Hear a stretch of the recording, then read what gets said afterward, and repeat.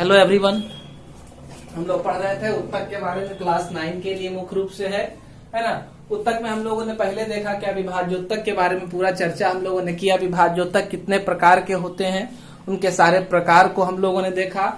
आज हम लोग देखते हैं अस्थायी उत्तक के बारे में। थोड़ा सा हम लोगों ने देख लिया था पुराने वीडियो में। अगर आपने चैनल को सब्सक्राइब नहीं किया है तो चैनल को सब्सक्राइब करें, जिससे कि आपको इससे पहले वाला वीडियो भी देखने को मिलेगा और लगातार नए वीडियो का नोटिफिकेशन भी आपको मिलता रहेगा। तो अब जो है हम लोग सरल अस्थायी उत्तक को देखेंगे। अस्थायी उत्तक के प्रकार जो है उसमें सरल अस्थायी उत्तक को हम लोग देखेंगे। सरल अस्थायी उत्तक कैसा है तो समरूप कोशिकाओं का बना होता है। सरल अस्थायी उत्तक कैसा होता है, एक समान कोशिकाओं से मिलकर के ये बनता है ना। ये एक समान कोशिकाओं से मिलकर के बनता है। इसके 3 प्रकार होते हैं। ये कितने प्रकार का होता है, 3 प्रकार का ये होता है ना। पहला क्या है, मृदु उत्तक है पैरेन्काइमा। दूसरा स्थूल कोण उत्तक कॉलेनकाइमा और तीसरा दृढ़ उत्तक स्क्लेरेन्काइमा। ये 3 प्रकार के उत्तक होते हैं, ठीक है, सरल अस्थायी उत्तक में। तो सबसे पहला जो है मृदु उत्तक है। मृदु उत्तक कैसा है, मृदु उत्तक कोशिकाएं जो होती है वह जीवित होती है। आकार इसका कैसा होता है तो यह गोलाकार, अंडाकार, बहुभुजी या फिर अनियमित आकार का हो सकता है। इसके आकार के बारे में है कि यह कितने आकार का हो सकता है।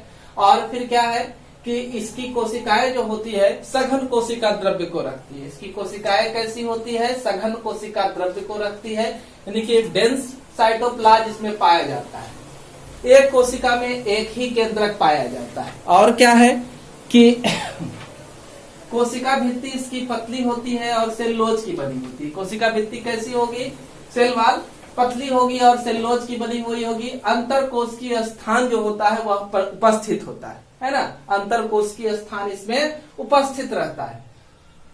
कोशिका के बीचों बीच एक बड़ा सा रक्तधानी वैक्यूल रिक्तिका उपस्थित होती है। कोशिका के बीचों बीच एक बड़ा सा वैक्यूल रिक्तिका उपस्थित होता है, ठीक है। प्राप्ति स्थान यह पौधे के किस हिस्से में मिलेगा तो यह पौधे के नए तने में। यह कहाँ मिलेगा तो पौधे के नए तने में पाया जाएगा। और कहाँ पाया जाएगा, नए तने के साथ साथ यह पत्तियों, मूल के एपिडर्मिस और कॉर्टेक्स में। नया तना जो भी होगा, नई पत्तियां होगी या जड़ के एपिडर्मिस और कॉर्टेक्स में ये पाया जाता है। कुछ मृदु उत्तक जो होते हैं, जैसे ये पत्ती में पाया जा रहा है तो पत्ती में मिलने वाला मृदु उत्तक में क्या होगा, क्लोरोफिल पत्ती है तो क्लोरोफिल भी उपस्थित रहेगी। और क्लोरोफिल की उपस्थिति के कारण ये जो है प्रकाश संश्लेषण कर सकता है, भोजन का निर्माण कर सकता है। तो इस तरह के मृदु उत्तक जिसमें क्लोरोफिल उपस्थित होते हैं उसे क्या कहा जाता है, क्लोरेन्काइमा। इस तरह के मृदु उत्तक को क्या कहते हैं, क्लोरेन्काइमा कहा जाता है, ठीक है। इस तरह के मृदु उत्तक क्लोरेन्काइमा कहलाते हैं। और बहुत सारे पौधे ऐसे भी होते हैं जो जलीय होते हैं। जलीय पौधे पानी में तैरते रहते हैं और तैरने के लिए पौधे को हल्का होना होता है। हल्का होने के लिए क्या होता है कि उसके अंदर एयर कैविटी पाया जाता है ना। खाली स्थान रहता है, हवा भरा हुआ रहता है और हवा की उपस्थिति के कारण इस तरह के मृदु उत्तक को एरेनकाइमा या वायु उत्तक कहा जाता है। इसे क्या कहते हैं, एरेनकाइमा या वायु उत्तक कहा जाता है, ठीक है। उसी तरह से इसके कार्य क्या है, क्या कार्य करेगा तो यह जो है एपिडर्मिस के रूप में है, ऊपर में है, बाहरी आवरण है। तो बाहरी आवरण होने की वजह से ये पौधे को क्या करेगा, संरक्षण प्रदान करेगा, है ना, सुरक्षा देने का काम करेगा। पौधे के हरे भाग में अगर रहा तो वहां पर यह क्या करेगा, भोजन निर्माण का काम करेगा, है ना। क्या दूसरा, भोजन का संचय करने का काम करेगा। उत्सर्जी पदार्थ जैसे गोंद है, रेजिन है, टैनिन है, लैटेक्स है, ये सब का संचय करने का काम करता है ये। तो मृदु उत्तक की बात हो रही है। भोजन के पार्श्व चालन में, है ना, लैटरल कंडक्शन, अगल बगल भोजन का परिवहन हो, इसके लिए भी यह सहायक होता है मृदु उत्तक। इसमें जो अंतर कोशिकीय स्थान होते हैं वो अगल बगल वाले कोशिकाओं को गैस माने कार्बन डाइऑक्साइड और ऑक्सीजन के स्थानांतरण में सहायता पहुंचाने का काम करते हैं। तो ये आपका मृदु उत्तक है। मृदु उत्तक की रचना यहाँ बनाई गई है, दोनों मृदु उत्तक है ना। तो यहाँ देखें केंद्रक, इसमें भी केंद्रक दिखाया गया है। और क्या है, रसधानी है, एक पीएस है। कई तरह का सेक्शन होता है, लैटरल सेक्शन होता है, लॉन्गिट्यूडिनल एलएस होता है ना, वेंट्रल सेक्शन होता है। तो उसी तरह से सेक्शन लिया गया, 2 सेक्शन लिए हैं। यहाँ पर बड़ी सी राजधानी, यहाँ भी राजधानी दिखाया जा रहा है। यहाँ पर क्या है, तो बीच में कोशिका द्रव्य को दिखाया गया। अंतर कोशिकीय स्थान, जो बीच बीच में खाली जगह है वो अंतर कोशिकीय स्थान है।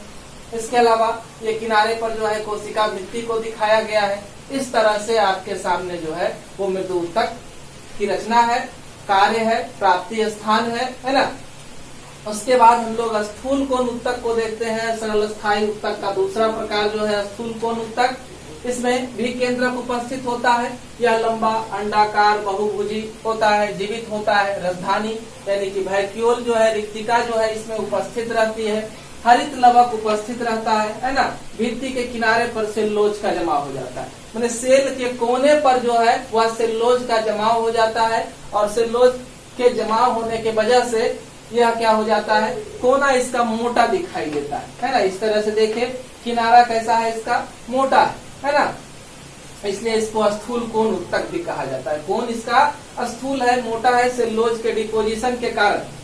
ठीक है। उसके बाद अंतरकोशिकीय स्थान काफी कम होता है। बहुत सारी कोशिकाओं में यह क्या होता है, अनुपस्थित होता है ना। और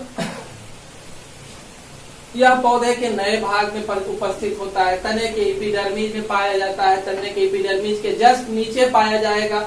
और कहा, अगर देखें कि पौधा का किस भाग में, तो पर्णवृंत, पर्ण की जो डंटी होती है, पौधे पत्ती की जो डंटियां होती है, पुष्प की जो डंठल होता है, या पूरा फूल का निचला हिस्सा डंठल जो होता है, उसमें जड़ में ये नहीं पाया जाता है स्थूल कोण ऊतक, है ना।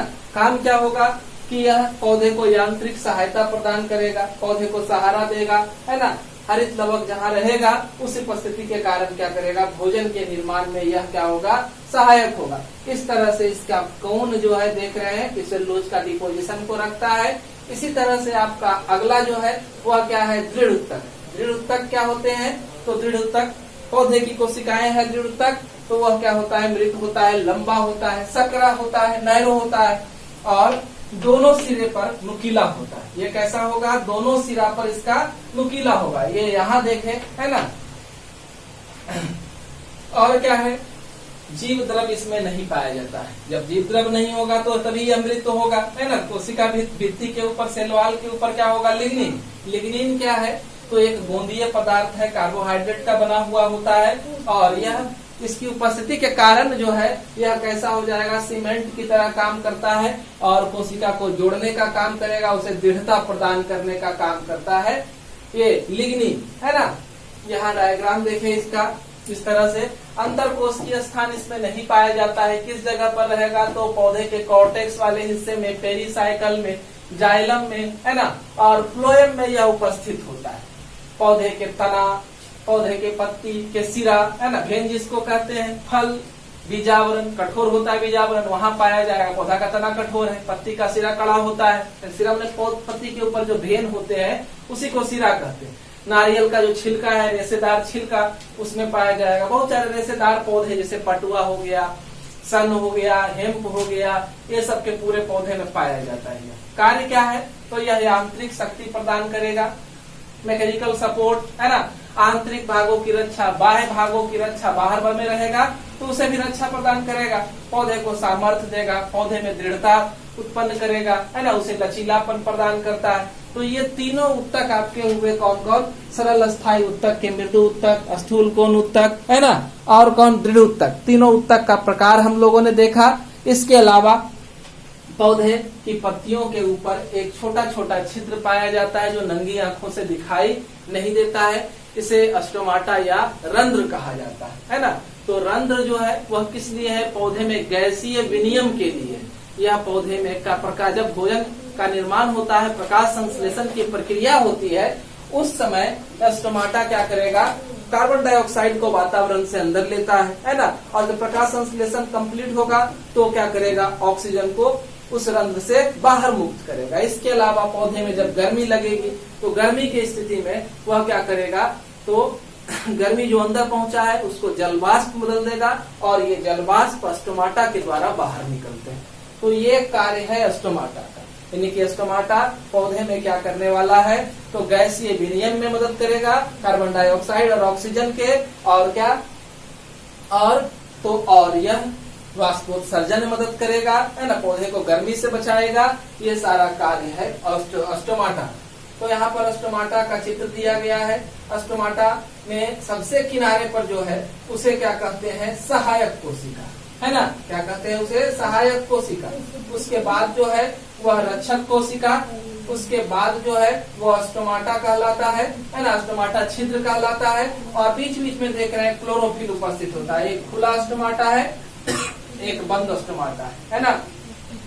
जब कार्य नहीं होगा, कार्य की उपलब्धता कम होगी, तो स्टोमाटा क्या हो जाएगा, बंद होगा। ऐसे स्टोमाटा क्या रहता है, खुला हुआ रहता है। तो हम लोगों ने सरल स्थायी उत्तक के बारे में पूरा विवरण देखा। इसके बाद जटिल स्थायी उत्तक के बारे में हम लोग चर्चा करेंगे, है ना, अगले वीडियो में। तब तक के लिए आप चैनल को सब्सक्राइब करें और वीडियो को ध्यान से देखें।